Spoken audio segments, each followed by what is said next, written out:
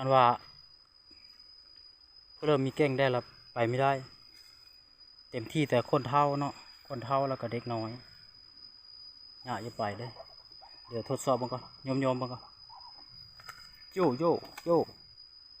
มันเป็นไม้นี่มันไม้เดาะแล้วทุกคนมันสิไปได้หรือบ่นี่มึงรู้สภาพโขเอ็นจะกำลังมาเนาะ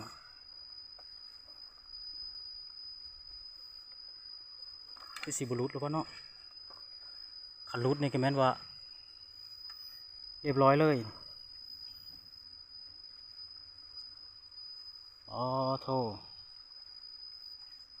น้ำห้วยกระบอกหลายๆนี่มันยังหมดได้มาเต็มที่นี่มาเต็มที่นี่โคนี่ไปเลยสรุปไปเลยโคมันไปอยู่แบบนี้คือ2008 2011นี่เรียบร้อยเลยสรุปไปหมดเลย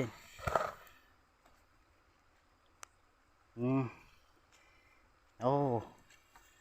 ธรรมดาได้เผื่อ10 พันมาได้สภาพโขป่านนี้เขายังไต่เลยเด็กน้อยผู้เฒ่าไปได้เซยเก่งยอมรับว่าเก่ง